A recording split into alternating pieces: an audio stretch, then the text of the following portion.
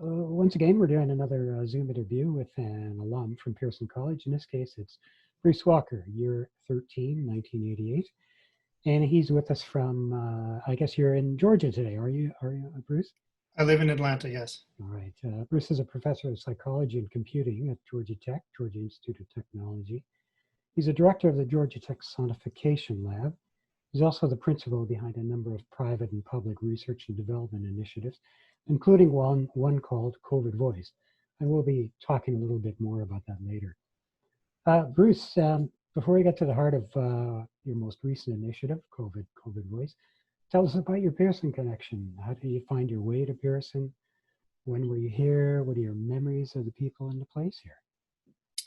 Well, so just like everyone, I was in high school and heard about this thing, this opportunity to apply to this international school that no one in my community of Saskatoon had ever heard of.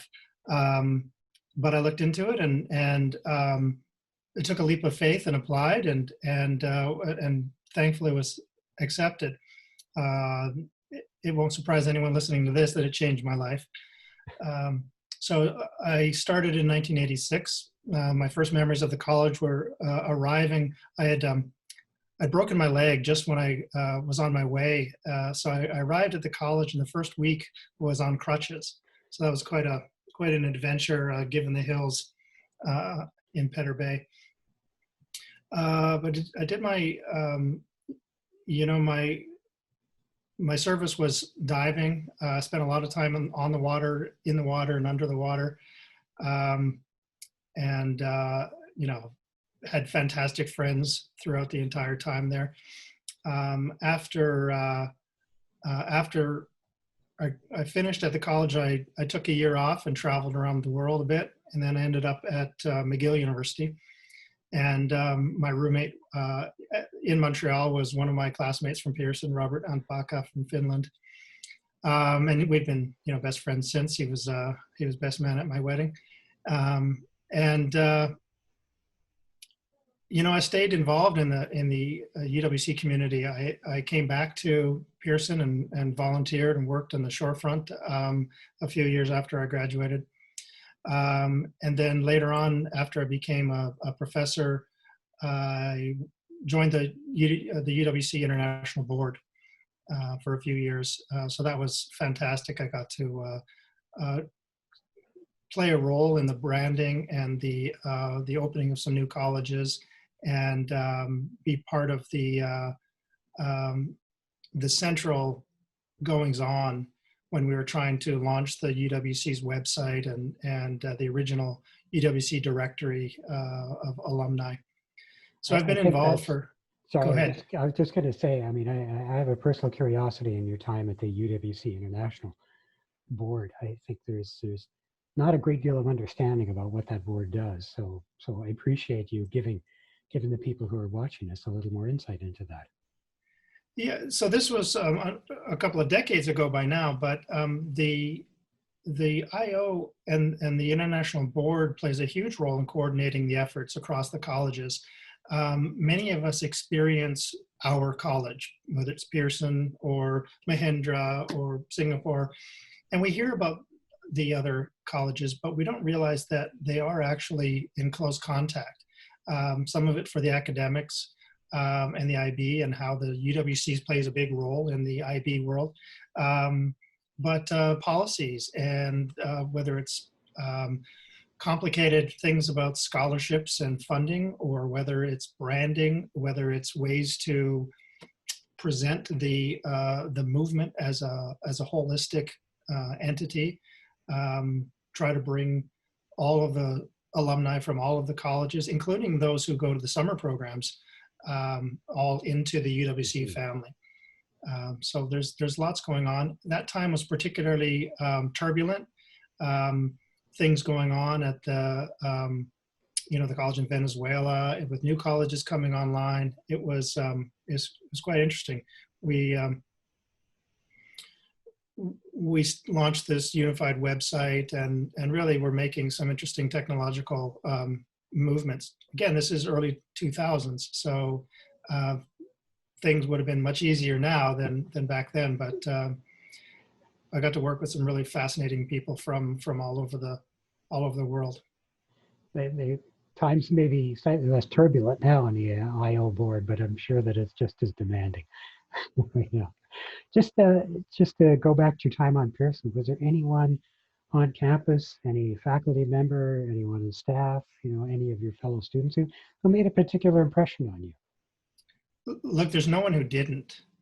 Um, every single faculty member, every single student, the staff, the fantastic women who served us lunch. Everyone in the community is really a special person.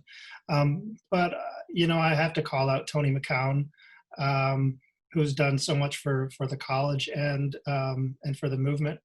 He was the head of the college at the time, and his son Phil was one of my classmates. Mm-hmm. But also Theo and Eileen Dombrowski were the house family in Japan House where I lived, and I had Eileen for English, and Theo was involved in the diving service. So I spent a lot of time with them, and remember diving trips with Theo up to Nanoose Bay and so on. Gary Fletcher. Also, I didn't have any classes with him, but I had lots of time to chat with him through diving and just as a good friend. And everyone that was involved. But really the people that have impacted my life the most are the classmates from all over the world. If anyone who's listening to this, you look at your Facebook feed or Instagram for those with less gray hair than I, and it's full of people who have a UWC connection. It starts with all of the people who you went to school with, and then it expands to your second years and your first years and your 0th years and people that went 5 years before you, and it grows within your college. But you start to know people from other UWCs. You go to college and meet someone who seems really cool, who seems very familiar to you somehow.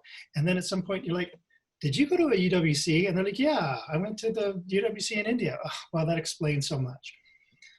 So countless numbers of friends have UWC connections, and it's interesting to see how those are the ones that have persisted and most impacted a lot of what I'm about. Well, that certainly hasn't changed, but I will say thanks very much for acknowledging the people who serve meals here and who clean here. And boy, during the last 9 months during COVID, have we ever appreciated the people who do that kind of work? Absolutely. I remember Leo was the maintenance guy, and things wouldn't run without him, and all of the fantastic people that worked in the office and the nurse. I mean, it's just I don't know. I can't remember the names of the secretaries who have worked in my university over the years, but I remember the people that were there every day at Pearson College. Quite right. They make an impression, don't they? No matter what job they're in. But anyway, let's sort of move on a little bit to. I don't want to go through your entire post-secondary academic resume, but it's an interesting path that you've chosen here. Sort of a mashup between physics, between psychology, and now artificial intelligence. So, what kind of a path led you to where you are now? Well, back in the day, even before I went to Pearson College, I wanted to be an astronaut. Sitting on the gym floor in my school in Saskatoon, Mark Garneau, Canada's first astronaut, came and had just returned from space and was on a Canada-wide tour of telling us what it was like. And I thought, wow, I'm going to be an astronaut. And so, I studied physics at Pearson in French with Jean Gaudin, and went on to study astrophysics at McGill, because I figured astro was in the name. It had to be related to being an astronaut. But then I realized at some point near the end of my time at McGill that it wasn't the revolution of planets and stars and galaxies that was most interesting. It was at the time Buck Rogers and Captain Kirk and Jean-Luc Picard. It was the people that were part of the space story. So I added on a degree in psychology. And so I had both physics and psychology in my undergrad, and ended up going to grad school at Rice University in Houston. Mm-hmm. And Rice is always collaborating very closely with NASA because of Johnson Space Center, which is the home to the all of the human spaceflight research for NASA. So I went to Rice and studied psychology, engineering psychology, which is this blend of people and technology, user interface and usability. Worked at NASA, ended up working with all the astronauts, Marc Garneau and of course Julie Payette, Of course. who it turns out is another one of our Canadian astronauts. Worked at Johnson Space Center, and also was on the international board at the same time as I was. So there's so many small world connections, and then ended up here at Georgia Tech, where I have this joint appointment in psychology and computing. And, that makes me a little bit country and a little bit rock and roll. That, allows me to really blend people and technology, and look at the technology development from a human side and say, well, if we're going to develop AI systems, how are the humans going to trust it? If we're going to develop measures or interfaces for humans, how can we use technology to make that more exciting or more effective? So really blending the two domains. I don't see it as distinct, right? Because it just seems to be a natural connection. So that's where my research has gone. I focus a lot on people with special or unique abilities, whether they are astronauts or soldiers or people with physical or perceptual challenges, people living with disabilities, for example. And we also look at unique situations, again, whether it's space or whether it's underwater in the dark, or whether it's helping a blind student get from class to class. These are the challenging use cases that we look at, and it really is necessary to understand everything you can about people and technology and somehow squeeze the best out of both to make things work. So that's where I am. That's where my research lab sits at present. That's really a broad, a huge spectrum, I guess, of interests and populations with which you would be interacting with. And you talk about special situations, and I don't want to stretch the metaphor too far, but I mean, we're in a special situation now in a pandemic. So let's sort of segue into talking about COVID Voice. And this is one of the initiatives that you're working on now. And that's one of the initiatives that you're hoping to encourage participation in. So give us a rundown on that. Absolutely. My academic work and my professional work has involved a lot of sound and audio and voice and speech, and also AI, artificial intelligence and machine learning for various applications. Often in the medical realm, we have an AI system to diagnose skin cancer, but it's a whole other topic. Mm-hmm. So in conversations, this summer, in conversations with some colleagues who are also in this world of technology, one of them is a doctor, and he said, many of my patients have this unique COVID voice, this COVID sound. And we thought, well, I wonder if we could recognize that. So it started this conversation about maybe we could build a system that could diagnose COVID simply by listening to your voice. It's taken a number of turns, and we thought yes, we thought no, we thought, do we have time? In the bottom, at the end, we decided we have to make time for this. So we've been working on this COVID Voice project, and so we've developed an algorithm that can indeed recognize whether someone does or does not have COVID simply by listening for telltale changes in their voice. the science behind it's fairly straightforward and not surprising. When you get sick, when you get infected, there are changes to the physiology. There are changes to your lung output. There are changes to your throat and your vocal cords. There are changes to the neural signals that come from your brain. And all of those impact your voice. And the sound of someone with COVID is different from the sound of someone with who's been out all night, shouting at a rave. So we've been collecting data and got to the point where we're very comfortable that there's a there, that this is a viable path. And so we've kicked it into to another level. We need to collect a bunch of data, but we're developing this into a service that we're going to provide for free to colleges and universities. We got to get people back to school, and do so in a safe way. And essentially, the data you're talking about is the sound of people's voices. Absolutely. We're looking to collect. You're right. And so what we're collecting is not just any old sound and not just any old speech, but we've crafted a fairly clever test phrase. So you say this test phrase, it's 3 short little sentences. And it's constructed in such a way to be highly diagnostic.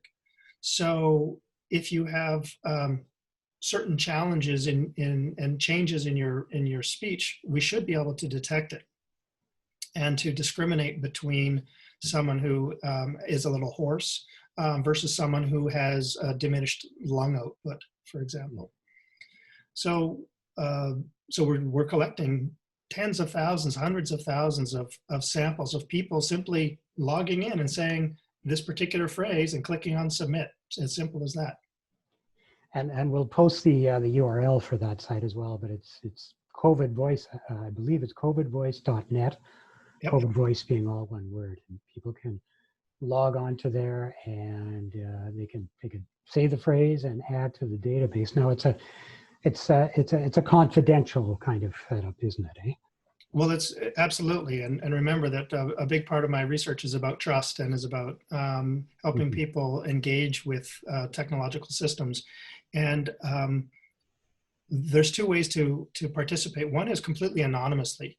You can go to the website covidvoice.net, click on the share your voice button. It's a big fat button right in the middle of the main homepage, and you record your voice.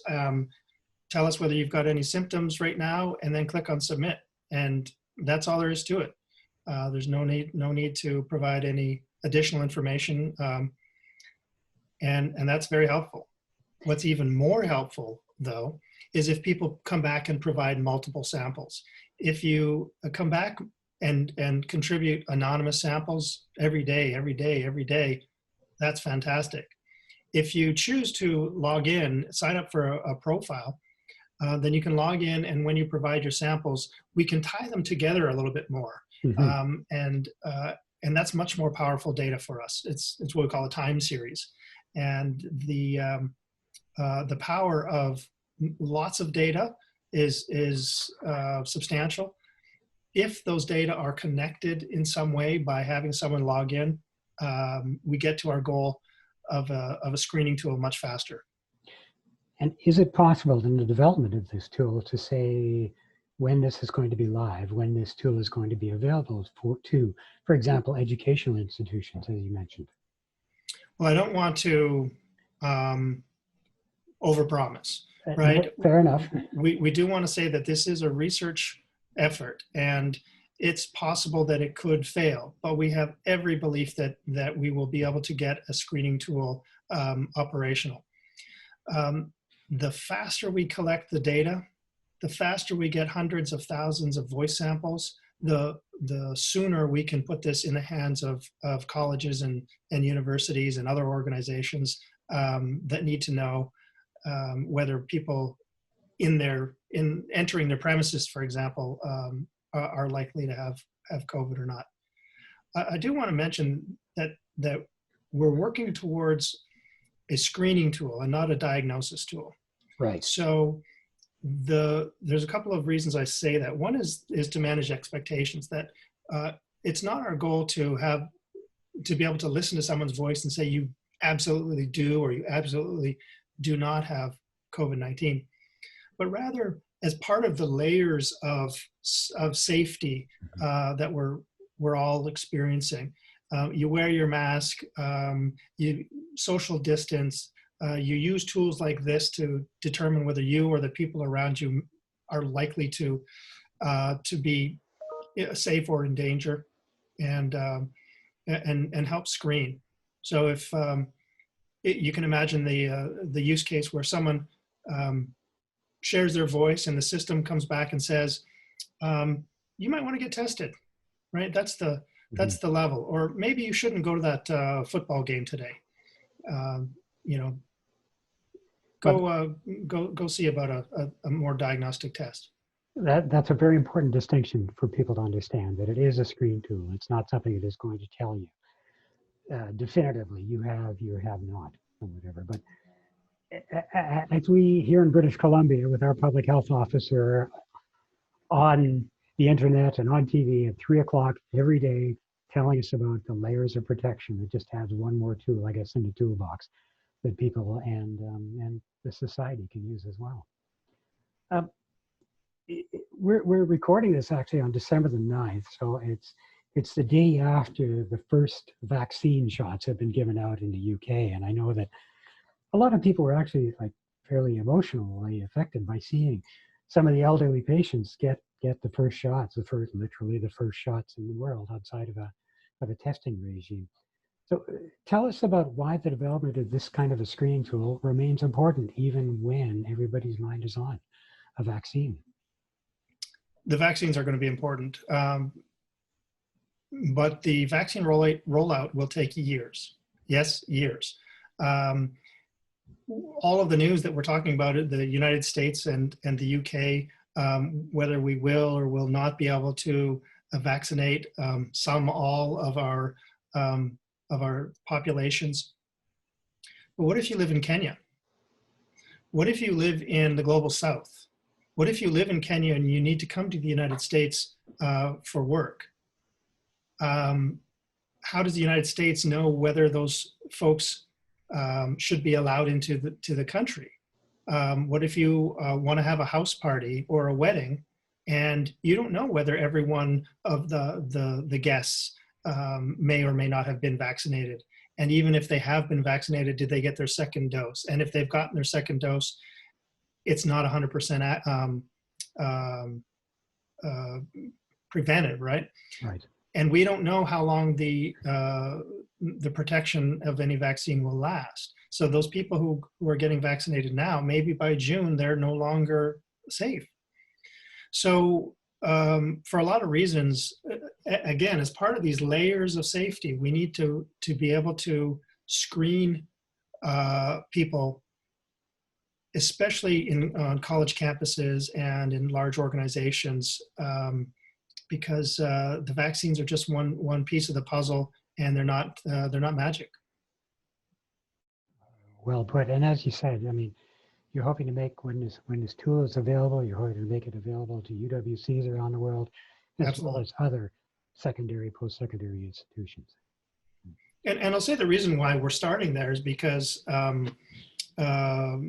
there's a clear need, and the diversity of people on college campuses, and they come from so many different places, really points to the need for yet another layer of safety. And the United World Colleges are all about global mobility and sharing of cultures and moving around. And how many of our UWC folks are coming from one continent to another continent, and they go and do their project week in a different country and spend Christmas in a third country, right? Mobility and being a global citizen is really part of the ethos of the UWC. So I want to make sure that everything that I can do to help support the mission of UWCs is being done. Well said again. I mean, and having played an extremely small part of the effort that it took on the part of many people, just here at Pearson alone, to get students from across Canada and from 60 odd or whatever countries around the world this year. A tool like that, another layer of protection would be most valuable in that sense. I don't want to keep you too much longer, Bruce, but are there learnings from this process, from the COVID voice process, that you're able to apply to other research initiatives that you're involved in? Absolutely. There's the kind of nerdy academic kinds of things about usability and trust in technology. There's more practical kinds of things like understanding the types of how do you phrase the questions about what symptoms people might be experiencing. So there's interesting academic kinds of things. But the underlying science is also has the great potential to be utilized to address Parkinson's, to address screening for throat cancer from people who have the HPV virus. There's a lot of circumstances where stress and frustration and anger and other things can be recognized in the voice, and we may be able to do some very interesting things there once we have a platform to continue with the research. So not only in the health area, but any other sort of human technology interface areas as well. Screening and even, are there diagnostic type applications for something like this as opposed to screening? Absolutely. And I keep stressing that this is a screening tool that we're heading towards mostly to manage expectations. But I will say that we're pretty comfortable that our accuracy will become sufficient that that people will know very much whether they do or do not have this infection. The process of getting federal approvals, FDA approvals, even with an emergency use authorization, is quite long. So we're really not pushing for a diagnostic tool right now because we want to have this happen soon. So we're talking about it in terms of screening, but absolutely we are very confident that down the road this will be something that will bear fruit in many different ways. It's a foundation to build upon, obviously. Bruce, I'm going to let you go now, and I'll thank you very much. You've spent a good amount of time with this, and I hope that through this we'll encourage people to take part in the COVID Voice project, covidvoice.net. Just before I let you go, is there anything else about the project or anything else that you'd like to add? It's simply to thank you for your attention and for highlighting this project. I really want to encourage people to share their voice. It sounds like a pitch, but go to covidvoice.net. Anonymously share your voice or log in and share multiple samples. But this is really a call to action. It's all fine and dandy to just say this is a great project and pat each other on the back and tell your friends and family about it. But really what's necessary is taking action. We need people to share their voice and repeatedly contribute those very simple 15-second voice samples. And make sure your mom does, make sure your brother does, or your coworkers, or if you're in a tennis league, encourage your, the people in your church or other organizations, wherever you have influence. Hopefully, we can encourage as many people as possible to take the small but important action of contributing some voice samples so we can crush COVID. Well, we hear the phrase "share your voice" a lot when it comes to involvement, but it's very literal in this phase. So it is. Appreciate your time, Bruce. Thanks very much, and continued success in the development of the COVID voice screening tool. Thanks very much for your interest and for the opportunity to share my project. Thanks very much. All right. Bye-bye.